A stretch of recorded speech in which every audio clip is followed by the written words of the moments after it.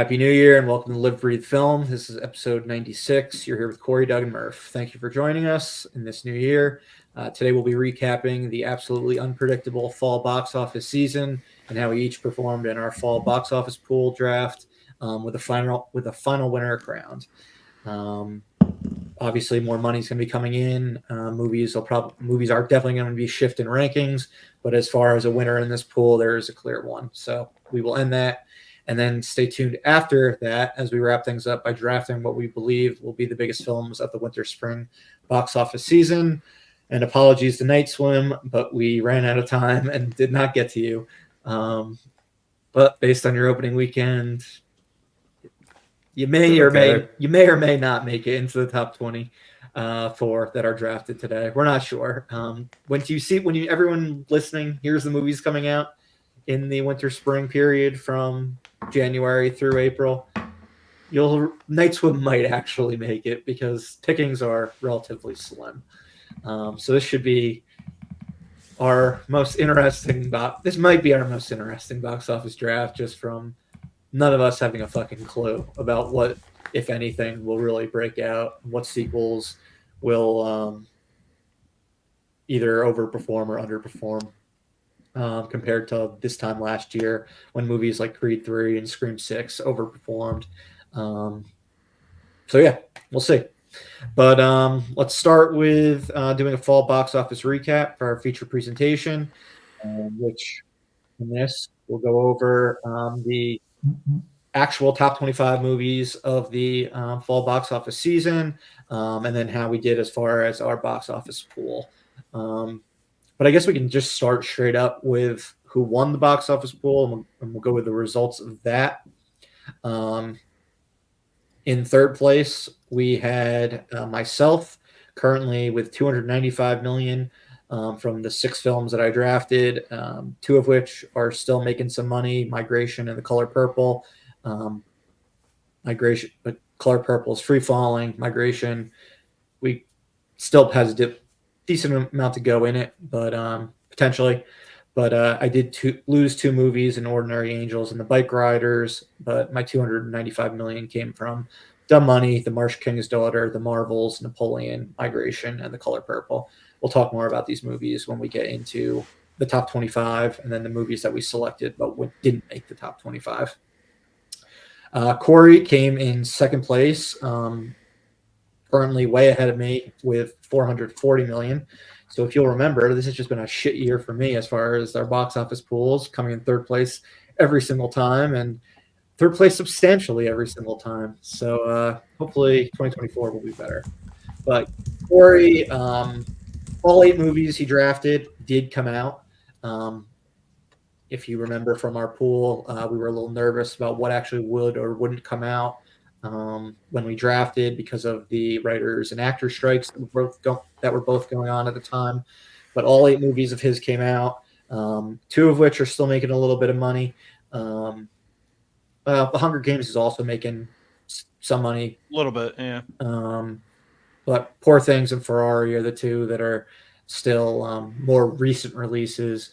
And Poor Things, with the various award nominations and wins that it's got coming up and just happened over this past weekend with the Golden Globes, could pick up some steam and make more than what, and could it maybe possibly make the top 25 for the season. But he made 440 between My Big Fat Greek Wedding 3, The Nun 2, Saw 10, Killers of the Flower Moon, The Hunger Games, The Ballad of Songbirds and Snakes, Saltburn, Poor Things, and Ferrari. So it was a mix of art house, horror sequels, and sequels in general, or prequels with Hunger Games and My Big Fat Greek Wedding. So it was a solid mix of things. Versus mine, where I went basically all original with the exception of the Marvels. Didn't pan out for me. But most importantly, we have our first place winner and our first time winner, Doug. Congratulations. I did it. I finally did it. You finally did it. You have a congratulations $130 million lead at this point, with $576 million. or $136 million lead at the moment, and it's only going to grow with Wonka and Aquaman. So congratulations. 7 of your 8 movies did come out. The only one that did not come out was Dear David, which ended up being a PVOD movie. But you had your 576 and counting came from A Haunting in Venice, The Creator, The Exorcist Believer, Trolls Band Together, Wish, Wonka, and Aquaman and the Lost Kingdom. So a mix of franchise sequels, horror movies, animated movies, and one like original with The Creator. So yeah, both of you played it smart. You went with a lot of early movies in September and October, and then Doug, you pulled out the win by going with those December movies that we weren't necessarily confident were going to come out, with Wonka and Aquaman. And we'll get into when you drafted them and how your strategy really paid off for you. But congratulations again on your first win. You've been a bridesmaid many a time. I think, what is it? We've done 8 pools. I think, or this will be our 8th pool. I think you've been second place 6 of 7 times prior to this. Or hold on, let me do the math. 6.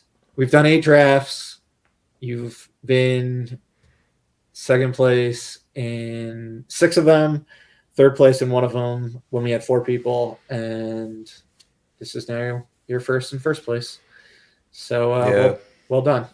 What a horrible box office season this was. When you said all the movies, and like I think about how much potential like all these movies had, and like how little they ultimately grossed, it's kind of pathetic. Yeah, I mean, we're going to get to it, but Taylor Swift is still the number 1 movie of the September through December period. It will get overtaken by Wonka unless there's just some fucking massive collapse where it can't make another like $14 or $16 million, something like that. $16 million. But yeah, nothing's probably crossing 200 million unless Wonka does. Just a really ugly period. Maybe we'll get 7 or 8 movies most to top 100 million. But yeah, we didn't draft a lot of movies that ended up making money. A lot of them we didn't even include on our list when we did our pool. Some weren't even announced at the time. But let's go into it. And yeah, Corey, you've had 2 first place wins this year and then a second place this one. So a major rebound for you after kind of regularly being a third place guy in 2021 and 2022 to be a regular gold standard. Really, if you didn't go for some of the art house movies this time, like Doug did last fall, probably would have won this one. Because you were winning until very end, throughout the entire time, until December. Yeah, until the mid-December. But yeah, strong performance by you as well. Thank you. So yeah, let's get into. I guess we'll start with the movies that were selected but not ranked. It did not rank in the top 25, and I did include some estimates in the top 25. So you're going to see when we go over it, we'll have what the movies currently are making, but what I'm kind of predicting where they'll end up going in the rankings. But as we talked about, Dear David, which Doug selected and picked it with his last pick, the last pick in the draft, number 24, didn't come out. The Bike Riders I picked with my 20th pick did not come out. It's coming out in the summer. And Dear David, like I said, came out on VOD. And then Ordinary Angels I picked with my 17th pick. It's coming out in the winter-spring period. That got pushed when Taylor Swift's movie got announced. And the Bike Riders got pushed around the time Beyonce's movie got announced. Then we've had a just truly awful pick by me. We've had them in the past. This was one from me. The Marsh King's Daughter only made $2 million. I picked it with my last pick, so number it was the 23rd pick of the draft. This was something where it was supposed to come out in early October, and then Taylor Swift came out, and then it got moved to early November. Saltburn, that's made $11 million. Corey, you picked it with your 21st pick. It was during the last wraparound. But it's fucking caught fire on Prime Video. Streaming. Fucking sensation now that it's on streaming. But it wasn't something that really made money in theaters. But it is a cultural. It's made a dent in the zeitgeist at this point. At least you can take solace in that. Next, Dumb Money. I picked this with my 11th pick. It only made $14 million. Really disappointing total. I think the actors' strike really hurt this one, and the fact that it had such a stacked cast and none of them could promote it. Could be that. Could just be the fact that it was like a comedic drama, and comedies really don't make much money unless it has another element to it. But who knows? Then we have a few from you, Corey. We've got Ferrari, which is currently at 16 million and counting. You picked this with your 16th pick. It definitely will not be making the minimum amount needed to make it to the top 25. It's going to be on PVOD at the end of this month. But its box office run should end in the low to mid 20s. Poor Things is next up. That's currently got 2 million less than Ferrari, but it's dropping less than Ferrari, and absolutely is just going to make more based on the award season stuff in play. So that's at 14 million and counting. Can it make it into like the top 25? I have my doubts, but it's still possible. And then it would need around 30 million to make the top 25. And then you had My Big Fat Greek Wedding 3, Corey, which made 28 million, which currently currently it's in the top 25. It is number 25, but I suspect our number 20, what I put at number 25 is going to overtake it based on how it's performing currently, where it's at 24 million at the moment. But as you'll see, that's what 1, 2, 3, 4, 5, 6, 7, 8 movies that we drafted of our 24 movies that did not make it into the top 24 or 25. Maybe Poor Things will, but that's a little disappointing. But we'll go into the whys as we dive into the actual top 25 right now. But I guess before that, anything that we regret about the ones that we selected and weren't ranked? Obviously, I regret drafting movies that didn't come out. When I went so crazy with navigating around what I thought was going to come out and wouldn't come out, and yet the movies that I didn't draft because I thought they wouldn't come out did come out, and then the ones that I thought were going to come out didn't. So that kind of sucked.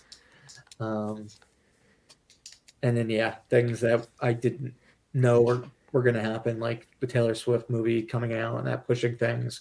It was just disappointing, I'd say, with a lot of my picks. I should have went safer with Franchise Fair like you guys did, and took bolder swings and didn't think and not think so far on what wouldn't come out. But anything for you, Corey? Yeah, I think the only thing for me, we talked about this, I guess like last week, where Aquaman, I definitely wish I swallowed my pride and took it like the round before. Me too. I think that would have really helped. I don't know if I would. Yeah, I mean that's 100+ million. That probably would have helped. So that probably gets you a win. Yeah, or Wonka. Yeah, either one of those probably gets you the win. Yeah. Wonka, though, I took like a lot earlier. I guess we'll talk about it when we get to it. But like Aquaman, kind of fell pretty far down where I was like, you guys are forcing me. Yeah. But with Aquaman, I was kind of not even kind of. I felt like betting, like hedge betting on that, and like seeing Yeah. how far it could drop. Yeah, And then exactly.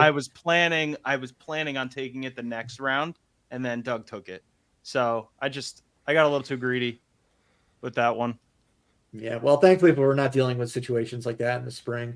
We're at the point where, like, basically everything that is announced should actually come out. The things that are getting pushed already have been. It seems like so. I'm not really. Maybe there's one. There's one, which is an untitled movie, which typically you think if a movie's coming out in 3 months, they'll have at least have a title. Since there's been no promotion or anything for it, but you never know. But yeah, I think it's going to be a much different situation. It's just the pickings are very slim for the winter and spring period. But Doug, I don't think you have any regrets. I mean, you're the only pick you had that wasn't ranked was something that didn't come out. But I think when you drafted it, you were like, I'm just picking a random movie. Like, I have no idea Yeah, what's it was going on like at this point. it was like the end of a fantasy football draft where I just kind of picked the like player I never heard of before. Yeah, you're fucking lucky. Like, it didn't remotely matter for you. Yeah. Didn't come out, but didn't matter at all. Yeah, I mean, I definitely have regrets in the things that were ranked, but We'll get to those. We'll yeah. get to those in one at a time. But let's start then. Number 25. Looks like it should be the Iron Claw. It only needs another 4 million to pass My Big Fat Greek Wedding, to make it into the top 25. It's at 24 million and counting. None of us picked this one. It's been a really strong performer since it came out right before Christmas. A24's highest cinema score ever. So it's been beloved, and it's kind of a shame that it's been looked over for award season. But yeah, none of us took this one. I don't know exactly the reason why none of us took it. I think for me, it was the bleak subject matter, but it's a little risky. I mean, yeah. if it wasn't as highly thought of as it is, it wouldn't be making like anywhere near the amount of money it's making. Correct. You're right. It's just good word of mouth that's really propelled Iron Claw. So it's kind of, unless you knew, like you had a really good feeling that this was going to be like a great movie. Yeah, I don't even know if the trailer was out at the time. To be honest, I know the pictures of Zac Efron were out, but that's all I really remember. Yeah. I still don't think I've seen the trailer to this movie. But like, I knew their true story, and like, between what the movie's about and it being an A24 movie, it's like, if you're going to draft it, you're going to draft it very late in the draft. So, oh well. Number 24, Thanksgiving. This was like the only horror movie that wasn't drafted. Or no, that's a lie. There's one very high up that was also not drafted. But this made 32 million. A sequel is already set in stone for 2025. But yeah, pleasant surprise there. Just why didn't you draft it, Corey? Out of curiosity, because you're big on drafting horror movies. We didn't get to talk about this during the mid-season period because it hadn't come out yet. I think I was more laser focused on other movies, and I thought it was very, very, very risky. I didn't think it was going to make any money, and I mean, it's made more than Grindhouse. Like, I know.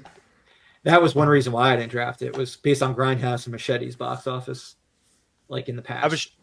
I was trying not to let my excitement color my like strategy decisions. Fair. So that was one. If it was available and nothing else that I was trying to get wasn't available, I probably would have taken it. And I should have taken that instead of like Saltburn or Poor Things or Ferrari, which were like later ones. But yeah. Well, maybe not Poor Things. We'll see. But most likely. Number 23, Renaissance, a film by Beyonce. It's made 34 million. This was not a movie that was announced at the time of the draft. Hence none of us drafting it. Ultimately didn't do anywhere near what Taylor Swift did. So it would have been interesting if both of those movies were eligible and seeing where we drafted each of them potentially. but yeah, 34 million. You can't argue with basically zero marketing dollars, and it kind of being like a documentary / concert movie. Concert movies don't typically blow up the way Eras Tour did. Yeah. So good for Beyonce and AMC for getting some money out, especially during the week after Thanksgiving, which is traditionally a terrible weekend to release a film. And it had, I think, the second best opening weekend ever during that time period. So yeah. Number 22, The Boys in the Boat. It's at 33 million and counting. None of us picked this one. This is a film directed by George Clooney. It is possible it does rise higher. As you'll see, I put it's 33 million. Beyonce's 34 million. It's obviously making more than 34 million. I'm not sure if it will make the 41 million that our next film on the list made. It is possible though, but for now, it's safe to say it's at least the 22nd biggest movie of the fall box office period. And this was one that George Clooney doesn't have a good box office record with directing, so that's why I didn't pick it. And I don't know if any of you guys have anything you'd like to add about this one. I think I almost accidentally picked it because I thought it was a different movie.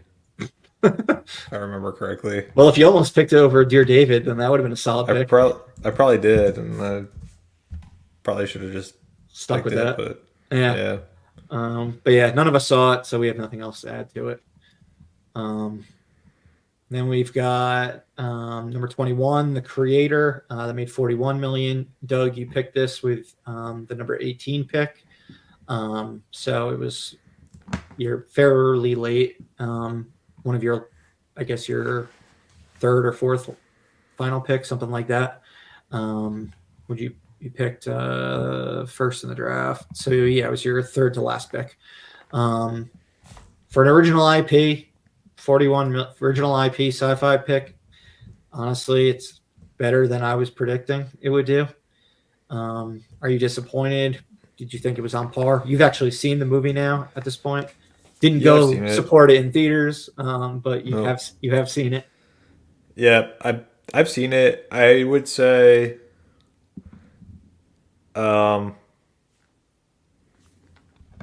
mean, it's a little bit disappointing in that like I would like original sci-fi to perform better. The movie was like entertaining, but not groundbreaking, and that's probably why it didn't break out. I guess had it been like had a really great word of mouth, it probably could have done better.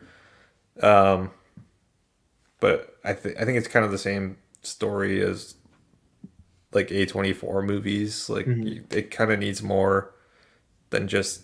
Especially, I think it's just original movies in general kind of just need more than the and yeah, it needs something to make the it premise. pop. Like it needs like either like a really it needs an X factor, interesting cast, or it needs like a good word of mouth to drive it. And I think this movie just didn't have good enough word of mouth, if I'm being honest, because it's good, it's fine, but it's not like amazing.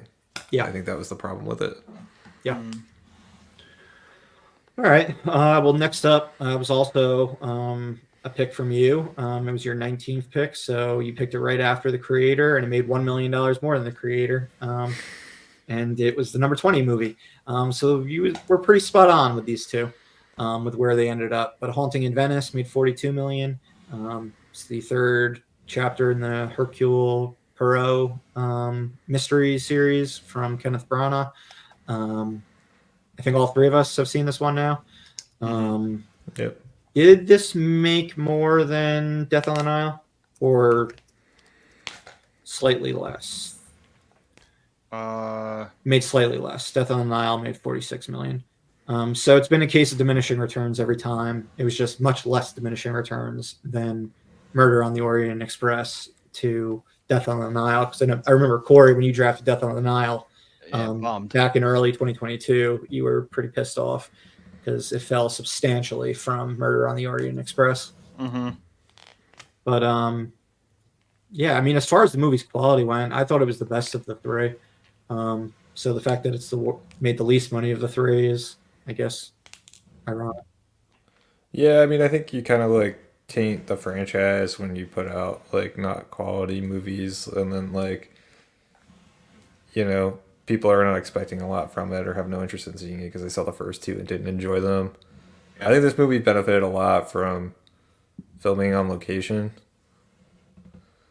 which Yeah, is why I picked it. Like you could just tell when you were watching the trailers, like it just had like a better feel to it than the other two movies. and it Because had that supernatural, like horror type feel to it. And coming out in yeah, September, it kind of felt like okay, you can roll with that because I mean, you're very adamant on how much you didn't like the first two, so it was kind of surprising when you did draft it. Um, yeah, you I just know, saw the trailer in theaters and I was like, this actually looks not bad. This looks yeah, entertaining. and you thought it was the best one as well of the three. Yeah, I So, think yeah, I hated Death on the Nile. I mean, I thought that was like a CGI fest, and that just took me completely out of it. Where you know, I feel like Kenneth Branagh like really, although he gets like a little carried away at times with the camera, different camera angles. Um, I think he loves those he was Dutch angles. yeah, but he was really able to get like he really took advantage of the fact that he had like this awesome scenery to work with in Venice. So um, yeah, I thought it showed. It kind of really highlights how much better it is to not just film in a studio, For sure. to have it be a CGI fest. Um, all right. Now, two really somewhat connected films.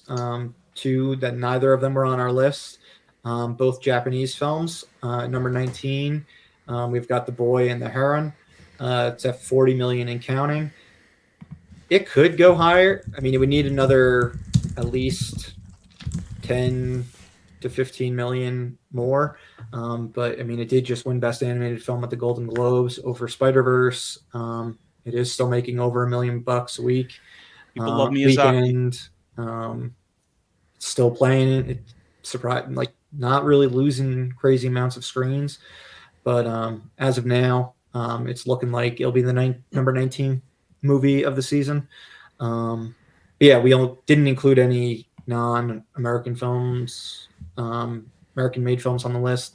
Hence, no one's selecting it. I'm not sure if anyone would have selected it had it been on the list, this or our next film on the list. I guess I'll talk about that and I'll ask, would either of you had picked these two movies had they been on the list?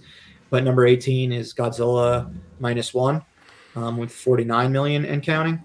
Um, Again, it's still making over $1 million a weekend. It's possible it could become number 17. I don't think it quite has enough steam left to do so, but No, I just looked at the box office for like Monday, and it looks like it's running out of steam. yeah, so I don't think it's got another 5 million in it. But yeah, would either of you have drafted The Boy and the Heron or Godzilla minus one if they were on the list? I know I would not have. I don't know if you guys would have. I would have considered both of them. Yeah. Because Well, knowing I was like genuinely surprised by how they both turned into like $50 million movies. I probably Or- would have picked Boy and the Heron before Godzilla because just knowing like Miyazaki, like his return, so Yeah, directing, he's got a lot of fans. He does have fans, but let's see what his I looked at highest. Spirit Away. It was only 15 million, but I guess that was I was just 2001. going to say, let's look at his highest grossing film in America because I don't believe it was any of them were high. If there's an easy way to find it, I guess it would be thenumbers.com. Shout out to you guys.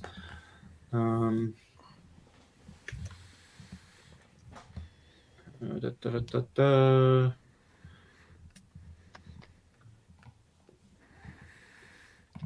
Do some gibberish while I'm doing some research. I think with him, especially since he's been out of the game for 10 years, 8 years, that's probably another reason why people went and saw the movie. Maybe. I also didn't expect it to do so well domestically, just based on past performance. I don't know that I would have drafted it. I was a little surprised it won the Golden Globe over Spider-Man. Um, I know Golden Globe is a little bit more international, or um, so I don't know if that necessarily means it's going to win the Oscar. I think He's Spider Verse. won. He's won for his other movies, hasn't he? In the past, he Spirited won award. Away. Spirited Away won Best Picture or Best Animated. I believe it was the second winner of the award ever, like after Shrek won it in its inaugural year. And then Godzilla, I would have maybe picked. Yeah, that's but correct. I would not have. Best Animated Feature. Okay, with Godzilla, I would have not thought that it was going to make really like any money. It would have been like one of my last picks. Yeah, I like, mean, like previously, his highest grossing movie in America was $15 million with Ponyo. And that was a later one. Yeah, it was 2009. And then got the highest grossing Japanese Godzilla movie in America was, I think, Godzilla 2000, and that only made what did it make? Box office. I remember that. It made only $10 million in America. So for those reasons, I wouldn't have drafted them. Corey, you have a fondness for both Miyazaki and Godzilla, so maybe you would have. But Doug, Potentially, you probably didn't- not. I would have looked at. I would have gone back to Spirited Away and been like, doesn't have enough box office potential. And then just a Japanese Godzilla movie, I wouldn't have thought it would hit as well as it has. Yeah, but I mean, we saw Godzilla -1 this week, and it is fucking awesome. The fact that it cost less than $15 million to make is insane. Yeah, like it looks better than all these $200 million Godzilla movies that Hollywood puts out. There's some weirdness with the way that things work though for the Japanese government, where it's not like a fair like 1-to-1 comparison, but okay. I think it's still like on the cheaper end of definitely like Hollywood, even like Hollywood movies. But I don't think the 10 million is like a fair number based on what I've heard about. Like when I watched it, I was like, this looks like a $70 million movie. And then I saw the budget like afterwards, and I'm like, holy fucking shit. But yeah, I've never been like a fan of any Godzilla movie. Like very little. I think they're like okay. I've seen every American one that has come out. None of the Japanese ones previously, and I never had a real fondness for any of them. But this was a great movie. But yeah, I wouldn't have drafted this. Or is it Heron or Heron? How do you pronounce the boy in the Heron? Am I pronouncing it correctly? I've heard both ways. I'm not sure which is the correct way. I've heard both ways too. I guess it's about a heron though, isn't it? Like the bird. Okay, because that's how I've been pronouncing it, like the bird. I don't know if in Japanese they pronounce it differently, but like if we're talking about a heron, okay, like a heron is how they say the bird name. Got it. All right, but yeah, two real fucking big surprises in December. They both came out in early December, and they've been chugging through. It's early January now, only a few days away from mid-January, and yeah, they're still doing well. So, two huge surprises there. All right, now we got our 17th pick, Saw 10. Corey, you picked us with your 10th pick in the draft. It's made $54 million. Like I said, might be possible that it's topped by one of those Japanese films, but it's also unlikely at this point. But yeah, this goes into your horror hits that you picked. We'll get into another big one in a few more picks. But yeah, Saw came back strongly after the performances of the previous three movies, Spiral, Jigsaw, and Saw 3D. And Saw 6 also, because Saw 6 was the reason why they decided to do Saw 3D as Saw 7 or Saw 3D, whatever you want to fucking call that movie, as like the final chapter of the original 7 series run. But it helped that it was it probably was the best film in the Saw series, or Yeah. at the worst, it was the second best in the series. I really I- liked it. Yeah. Saw 11's already been greenlit, so it'd be interesting to see how that series performs moving forward. Anything you want to add about Saw? No, I mean, it's funny because I expected it to make, I think I said to myself like 60 million. So it really landed basically where I thought it was going to perform. Mm-hmm. The biggest thing was I wasn't expecting it to be as good as it was, which I think helped also. Got it. Got legs. Yeah. Okay. With number 16, I did it safe here, and I just left it at this spot because honestly, I don't know where it's going to end up. The Color Purple, it's got 55 million and counting. After a huge opening day, it is sort of free fallen. I don't think it really has any chances at awards moving forward at this point. It does have the Martin Luther King holiday. Maybe it gets a boost there. But it is currently 6 million behind the next one. It made 4 million this past weekend. It probably will top number 15, but just I drafted the number 15 movie anyway, so fuck it. I'll just keep the Color Purple here for now. But I picked this with the number 8 pick, so it was the third movie I drafted. It was the musical I thought that that I was confident was going to come out. It did come out. But the movie from Warner Brothers that I was most confident was going to come out. All three of them came out, and the other musical and the other Warner Brothers movie both made substantially more money. So this didn't work out for me, like most of my picks. But oh well. I did see The Color Purple. I thought it was kind of meh. I watched the original and the new one the same week and the original one is far superior. And Spielberg, right? Spielberg directed the first one, produced this one.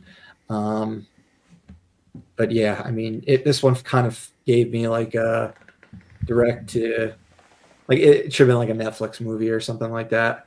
I don't know. It just felt cheaper, and when you see American Fiction, the idea of this and American Fiction both being nominated in the same year just seems goofy because this is the type of movie American Fiction like kind of makes fun of. And I fucking adored American Fiction. We'll see how that one does when it eventually expands more. Not that any of us selected it, but yeah, that was The Color Purple. So next up, number 15, Napoleon. I drafted this. It came out the same weekend as our number 14 movie, which we'll get to.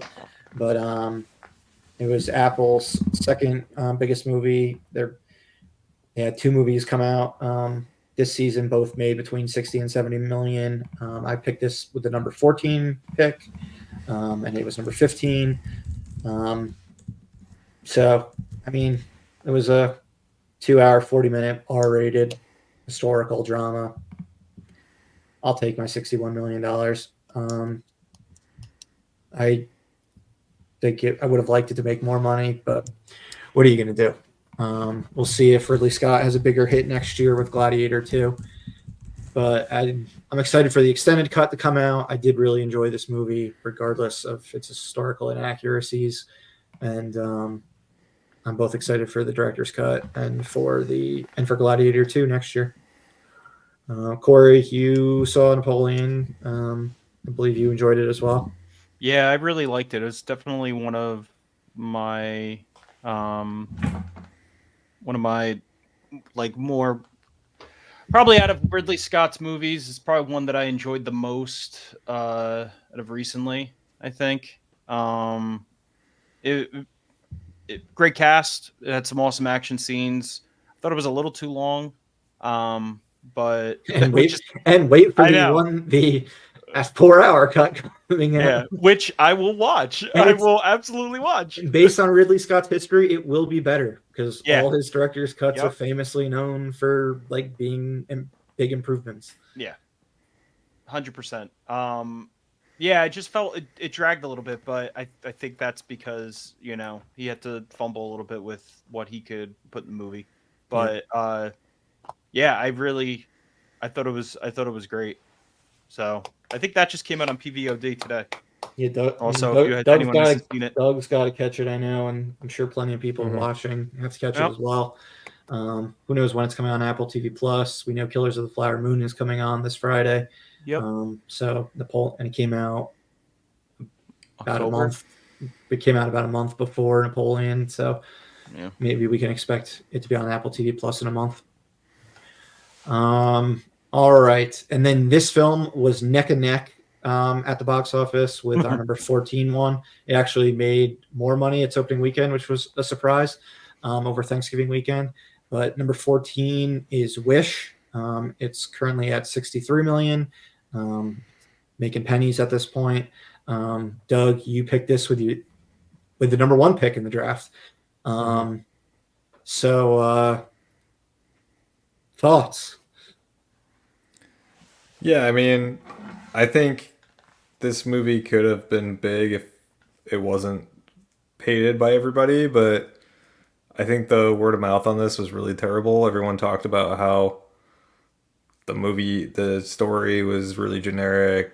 There was no memorable songs. Like I didn't hear any really positive take on this movie at all, and I think interest on this, based on the bad word of mouth, dropped off pretty quickly.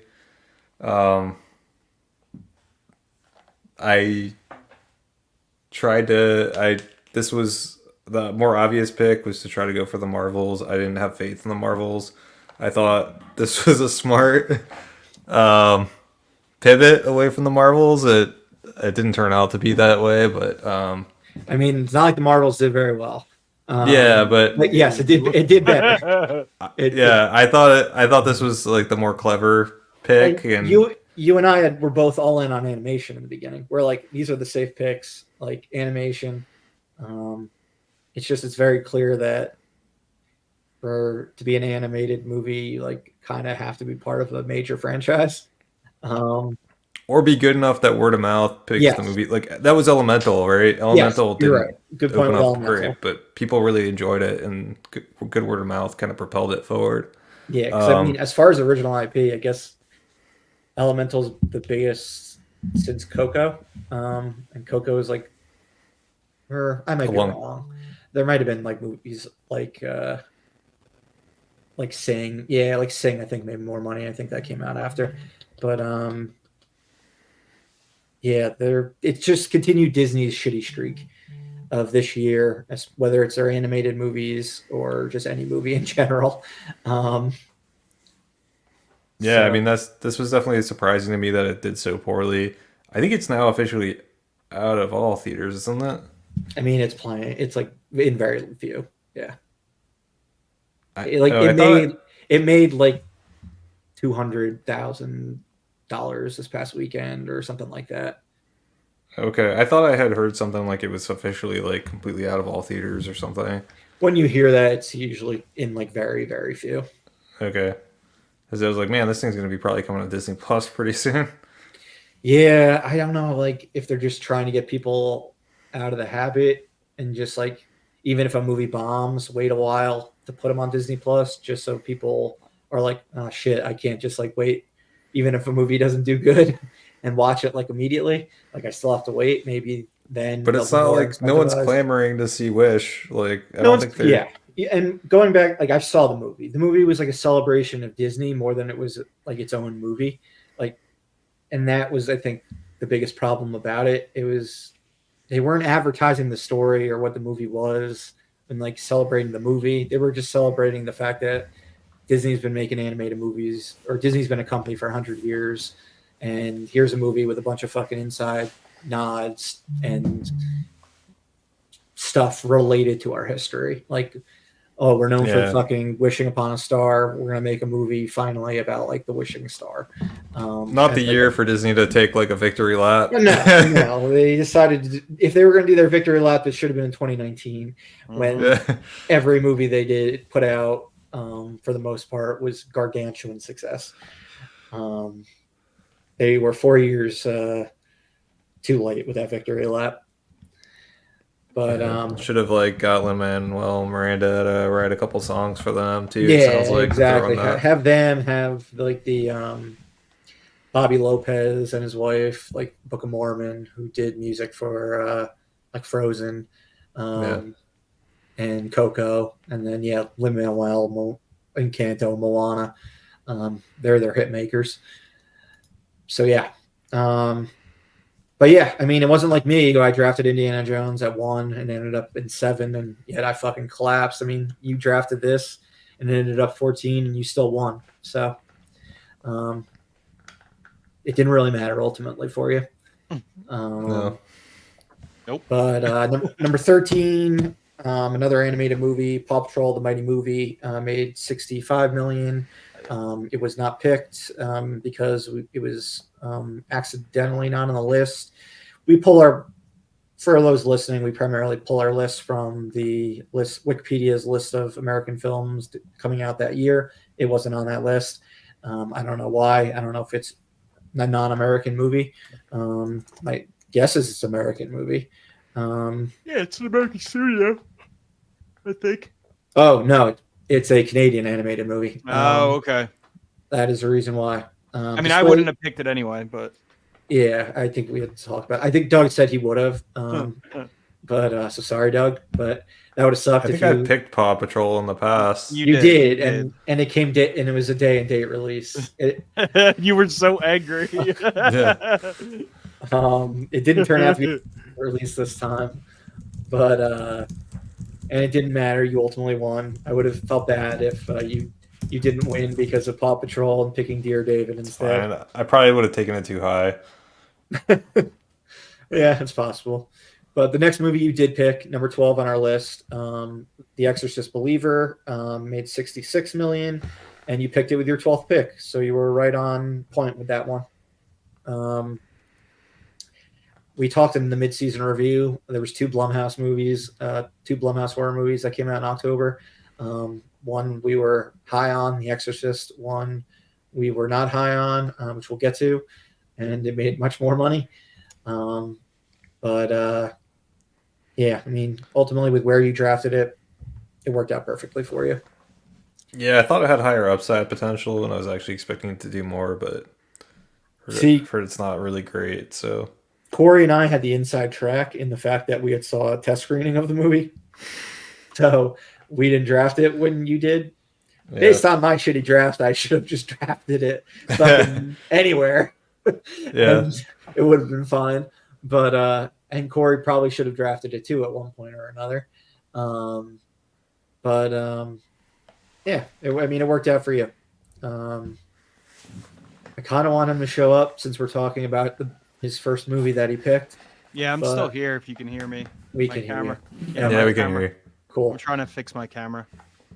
But yeah, with number 11, currently it's got 24 million more than what it's currently in the top 10, but I expect a movie that has $24 million less at the moment to surpass it, based on how it's been performing so far. But so we're going to put at number 11 Killers of the Flower Moon, because it's at 67 million at this point. It's coming on Apple TV Plus this weekend for streaming. It ain't getting any higher at this point. But Corey, you picked this at number 3, so you had the number 3 pick in the draft as your first pick. Really, it doesn't matter too much because you had back-to-back picks, and the movie that you picked with the number 4 pick ended up being the 3rd biggest movie. So kind of canceled out to a degree, but it was I would say it was a little disappointing with how Killers of the Flower Moon did. I would have liked to see it do the usual 100 million that Leo and Scorsese do together, but it did go pretty short of that number, despite the addition of Robert De Niro, them acting together with Scorsese. I think it was the runtime that hurt it. It was such a big fucking focal point of the pre-release, just of how long it is, that I think it definitely held a lot of people back from seeing it. So I'm excited to see all the reactions to the movie this coming weekend. Now that it will be streaming. Yeah, I kind of regretted taking it. I feel like I should have taken something else before I took that, but I don't know. I'm indifferent about it. Yeah, I mean, I think Doug and I said previously like we weren't going to draft it until like at least our third pick. Right. So like you could have got it a little bit later, but if you don't know what you're gonna like, you didn't know what you were gonna draft because things were so fucking crazy. And like I said, you had the number 3 movie anyway. It wasn't like a terrible pick or anything like that. Yeah, I think the runtime really held this one back. I And mean, there's I yeah, haven't seen this one yet, but like a 3.5 hour Scorsese movie, that's in kind of a lot of audiences, in my yeah, and opinion. it's not it's not a positive like the subject matter is dark. So yeah, I mean it ultimately the fucking movie was a commercial for Apple TV Plus, so like it did what it needed to do. It's going to be nominated for a shit ton of awards. We'll probably Yeah. win at least one for Lily Gladstone for Best Actress. But I just wish he could cut his movies down a little bit. well, he said his next movie is an 80-minute Jesus movie. I saw that. Yeah, so- I mean that's the opposite, I guess. Yeah. I don't know. I'm team make the movie however long you want. You've earned it, and it's a story that hasn't been told. But Yeah, everyone's got their own opinion. I haven't seen this one, so but just based on the Irishman, it just kind of seemed like a little self-indulgent. Yeah, I figure. I in my head, I'm like self-indulgence. The word he's gonna say. Yeah, so I think sometimes it's not necessarily a bad thing to trim things down, but Yeah. we'll see. Well, I'll reserve judgment until I see this one. yeah. But I think 3.5 has just kind of seemed a little. We'll clearly talk tough more for about audiences. it when we get to the Oscar season and predict or do the movies we want to win and predict we'll win or whatever the fuck we typically do for that. But yeah, the movie that currently has 24 million less, but I think will gross more, and it could gross substantially more. It's Anyone But You. It's at 43 million and counting. None of us picked it. There's still a couple other movies on this list that none of us picked in the top 10. But this is a movie that's making like more money every single weekend. Yesterday, it was the number 1 movie in the country. It is just, it's got legs. It's the holiday cool. sleeper hit outside of Wonka. Or Wonka wasn't a sleeper hit; it was just a hit. So this is the sleeper hit of the season. And yeah, it's going to be the biggest romantic comedy pre-COVID. It should definitely make more than Tickets to Paradise. I think that was the name of the George Clooney, Julia Roberts one from last year. Yep. That made around 60 million. So yeah, good for Sydney Sweeney and Glenn Powell. Looks like a fun movie. Haven't seen it yet, but I do plan on seeing it since I did think the trailers were very funny. Yeah, it's supposed to be good. And they're 2 likable actors, so I was gonna say I don't know if I like the trailer was either not out or I hadn't seen it. trailer wasn't out yet. I had Okay. my doubts it was coming out because this was one I was like, they're going to want Sydney Sweeney to promote this movie, so that was my reasoning for not drafting it. Yeah, I think I wasn't as concerned about, or I wouldn't say I wasn't as concerned. It wasn't like a confidence thing. I just wasn't thinking about it. But this is one I probably would have drafted had I seen the trailer because I thought the trailer was good. So I actually expected this movie to open better than it did. I thought it was kind of a surprise how low it opened. So I think I would have probably drafted it had I gotten the trailer and gotten to see like what it was. I think it was just too much of an unknown by the time. And like you said, with its opening, just so much open during that period where like it just didn't have a very impressive opening, but people caught on to it after the fact, after they saw like their number 1 movie that they wanted to see. Clearly it was their number 2 one based on like or became their number 2 one based on the word of mouth and whatnot. Yeah. But yeah, it's kind of shown that if you want to have a romantic comedy to succeed, you kind of have to put it in like a really nice location, where like it's something nice to look at on the big screen, not just the actors, but the setting as well. Like Ticket to Paradise is like a gorgeous movie to look at, in its location, and same with Anyone But You, in with its Australia setting. Um, but yeah, and we'll see how high this goes. I mean, it could go higher than number 10. Um, but for now, I have it listed at number 10. Number 9, we've got the Marvels, 85 million. I picked this with the 5th pick in the draft. I wasn't expecting it to fall as far as it did. Turns out it ended up going even lower than where I picked it. But yeah, whatever. I don't know what else Yeah, to what a say big about surprise! First Marvel superhero movie Yeah, that was under like 100 million, right? it. First Yeah. first MCU one, yeah. There's been plenty Yeah, of that's like, what I meant. Like MCU, yeah, not plenty of like non-MCU Marvel movies, yeah, yeah. but yeah, first MCU one. Movie. I mean, people weren't excited for it. I think a lot of people wanted it to fail, but ultimately, I think I'm the only one who did see it. But everyone I know who saw it, I mean, the word they had for it was a fun movie. I remember I had intentions to see it. I don't remember what happened. Something happened that I didn't make it. But yeah, I just didn't the care about writing this was on the movie. wall with this movie for sure. It just seemed like most people, like the general public, was like against it. You know, people have the fan base doesn't like Brie Larson. Just I guess the whole basis of the movie, it was all negative going into it. yeah. Like I And then have to watch Ms. Marvel, I have to watch WandaVision, like all Yeah. these other things in order to fully understand. Like I need to do all this homework to see the movie. It's the incorporation of the Disney Plus characters into um, the big screen world, this was really the first big test of it, and it failed.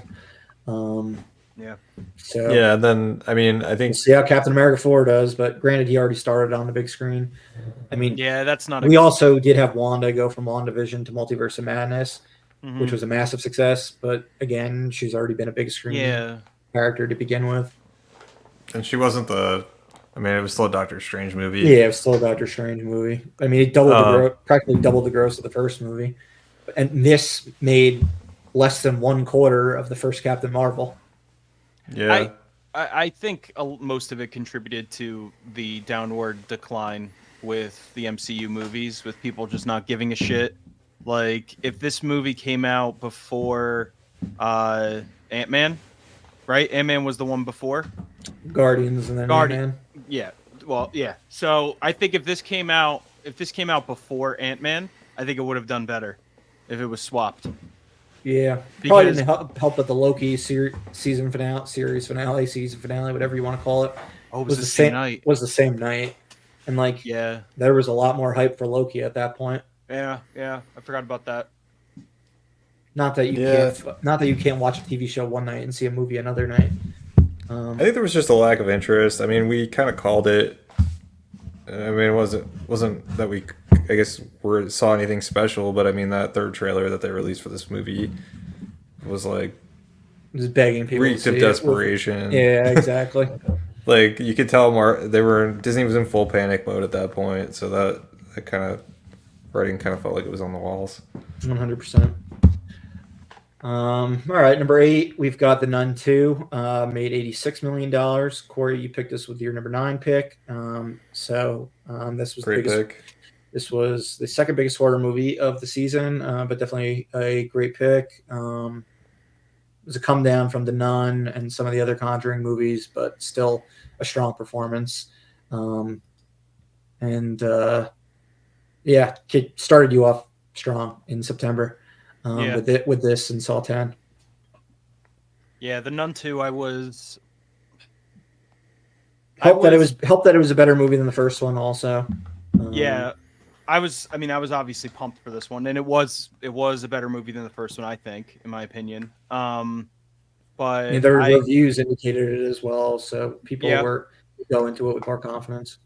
I was really hoping this movie was going to hit 100 million though. But What do you think, Doug? What was that exactly? It's all right. You don't need to tell us what you were watching. Was that Colbert? I actually don't know what it was. It wasn't something I like chose to turn on. It just kind of came on my phone. Fair enough. Anything? But Corey, go back to what you were saying with the Nun. No, I was just I was hoping that it was going to hit 100 million because when we did this, I feel like the hype was pretty high. You know, the word of mouth that we were hearing was that it was supposed to be very good. So because did the first movie make over 100 million domestic? Yeah, it did, right? Like a little bit over. So that's why, yeah. So, but it close. It was probably like a 10% drop. I don't think it made much more than. Let me see. The Nun made $117 million. Okay. So it was like a 30% drop. Yeah. But yeah. I was very happy with that pick. Got me off to a good start. Yeah, without a doubt. Number 7 currently has less than a couple of the movies that we've just talked about. It's got 77 million and counting, but it definitely has a lot left in the tank. It seems to be holding relatively well week after week. I think it's possible it could end up being number 6, but I didn't want to throw it because it still is 23 million under that movie, and that one is still making a little bit of money itself. But Migration, I picked this. It was my first pick that I took with the number 2 pick in the draft. So Doug and I, we both went animated. Original animation for both of us. Like I said, when I drafted, I just think Illumination animation does better than Disney animation when it's non-sequel based. And you were right. Did turn out to be the fact. Did turn out to be the case. The holiday season also, like, that is what gave me confidence. I thought it had better chance opening around Christmas than Wish did opening around Thanksgiving. And Wish also had Trolls opening right up against it, which is the next movie on our list, which Migration may or may not top. But Trolls is at 100 million and counting, but counting very little at this point. Or Doug, you picked this with the number 6 pick, so it was right on point. So it's possible this ends up being the biggest animated movie. It's going to be this one, Migration. Yeah, who would have expected if this ends up being the biggest of all of them? That's says something. I mean, it goes towards what I was saying about animated sequels being the most reliable type of animated movie. It goes to Across the Spider-Verse earlier this year. Also, quality matters. And various Pixar sequels of the past, or DreamWorks sequels of the past, or Illumination sequels of the past, whatever they may be. The sequels and IP when it comes to animated movies work. Super Mario Brothers movies, the Super Mario Brothers movie, original, second biggest movie of the year, but it was based on very popular IP. So that's a type of exception. Same with when Into the Spider-Verse came out, and it was the first in that series, but it was a Spider-Man movie. So it made a lot of money. And then the sequel broke out even more. But yeah, that's the final 2 animated movies on our list. Doug, going back, are you how surprised are you about Wish making less than Trolls and as much less as Trolls as it did?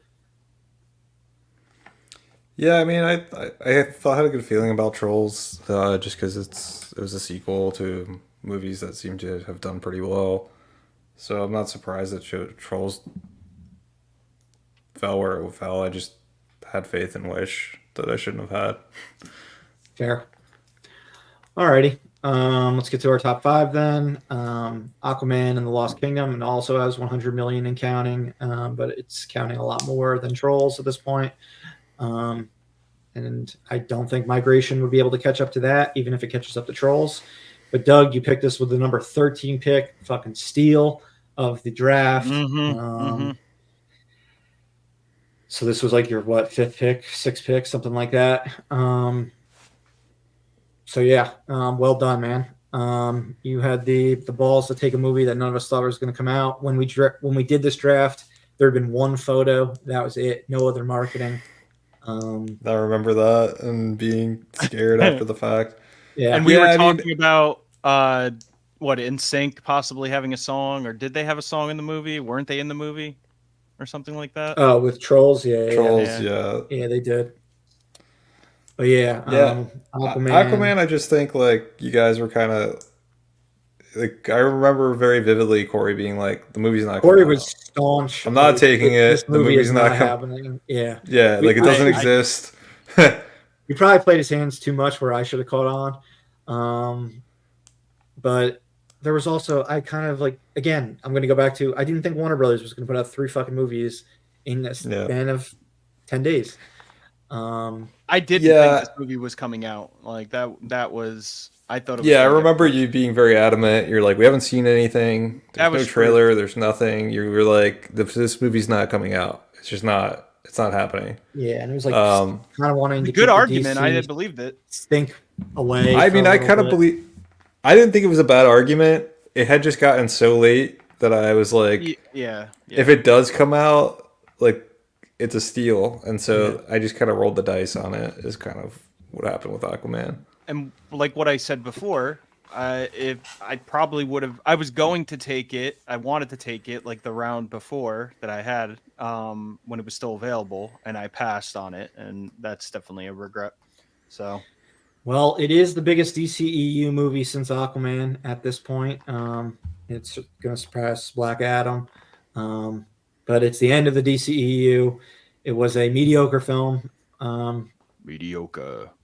It was. I mean, the movie still didn't do. It was their worst film. It was their worst of their 4 this year, but it performed the best. And yeah, it's still got some money left in the tank. It should make more. It'll make more than The Flash, as far as America goes. Like I said, it's making more than Black Adam to be the biggest DCU movie since Aquaman back in 2018. Long time ago. Granted, there were some pandemic movies that. I mean, Wonder Woman 1984 likely would have made more money than this had it came out. Yeah. But,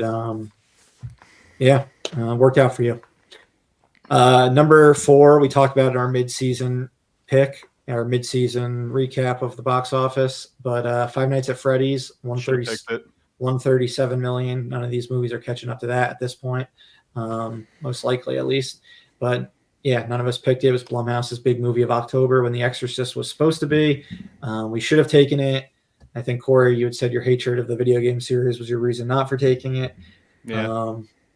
And I thought I had a trailer at this point. And I was like, this. It just came out, I think. The movie wasn't good. I saw the movie looked like trash from the trailer. It was a bad movie. But it made money because it's got a fan base. Yep. Video game. It does. Yeah, I didn't realize quite how big of a fan base that game had. Neither did I. I had no fucking clue.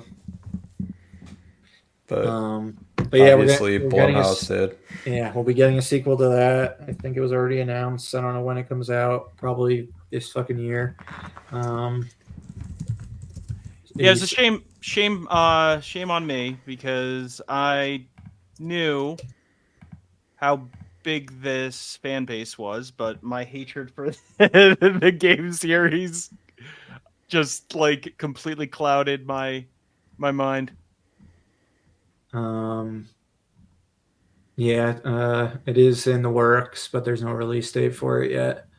Per 2 days ago. And it'll probably come out next year. Josh Hutcherson actually said Jennifer Lawrence texted him when the movie came out. She was like, my movie's number 1 on Netflix and yours is number 1 at the box office. Let's go. That's pretty funny. That's cool. They still support each other all these years after Hunger Games. That's cool. And let's segue right into the Hunger Games. Number 3. Ballad of Songbirds and Snakes, 164 million and counting very little at this point, but counting. Corey, you picked it with your number 4 pick. Very good pick. It was a prequel. You never know how these prequels are going to perform, especially to a series that was its box office was going down with each installment after the second movie. It still went down with this one, but for a prequel, like it did very well. Like it made practically half of what the last installment in the third movie made, which is, I guess, a similar. I don't know. Fantastic Beasts made half as much as No, it made Sorry, it made way more than half of what Mockingjay Part 2 did. I think that made like Mockingjay 2 made like 260. I was thinking of Mockingjay Part 1, which made like 330. So it did actually a lot better than like the holds of some other prequels, like Fantastic Beasts, which made like a little over 200 when the final Harry Potter made close to 400 million. So yeah, they made a solid prequel. I mean, the book gave them strong material to work with. I think it was the best book in the series, and they made a pretty good movie out of it. Yeah, good pick there, Corey.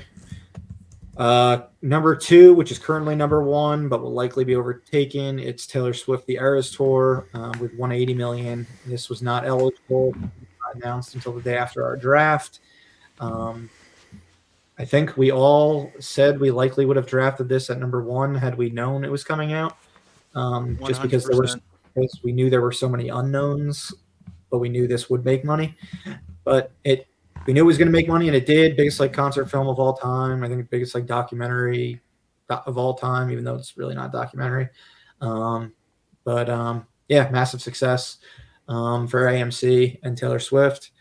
When AMC and theatrical exhibition needed a hit, she gave them the hit of October and until Wonka, really the entire fall season.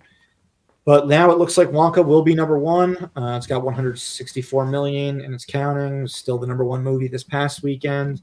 We'll see if it still is this weekend, but it should definitely have 16 million more in the tank. Doug, you picked it with number 7 with the number 7 pick. So I believe that was around your 4th, or no, this would have been your 3rd pick in the draft. So yeah, you didn't really have doubts that it was coming out, which definitely helped with you picking it. You just went with quality, with what seemed like it would be a hit, which definitely seemed like it would be a hit. Yeah, it had like a good aesthetic to it. Timothy Chalamet, my boy Timmy can hold down a movie, and then the Paddington movies are, I know, pretty beloved, and so it's the Paddington director. So yeah, I mean, still, if we were going to do this now, I still would have taken Migration and Migration and the Marvels before it, but I would have taken Wonka if it came back to me the next one. It didn't get back to me. I only had 2 shots to take it before you got it. And like when I got the Marvels, everyone was like, damn, you got the Marvels. Like when you got the Marvels, nobody was expecting it to fall that far. So I remember the Marvels I thought you would jump at it after I passed on it. So I was surprised you took Migration after that. Yeah, which it did work for me, taking Migration. But I wound up being the right move. Yeah. But man, you came in fucking hot right at the end with Wonka and Aquaman. Of the 2 of the 3 Warner Brothers movies, you took the 2 hits. 1-2 punch. And it got you the win. Blew you past Corey and kept me far in last place for the 3rd time this year. So again, well done. We'll see how high Wonka ultimately goes. Can it go over 200 million? Can it top Tim Burton's Charlie and the Chocolate Factory, unadjusted for inflation? We'll see. But that's really it. I don't think we need to talk about the fall box office anymore on this podcast, even though we probably will mention it in passing in the future. We definitely will, because we still talk about random ass drafts from fucking 3 years ago. Mhm. Yeah, we'll definitely talk about it. But cool. That's all we got for today regarding our main topic. So thank you again for listening to that.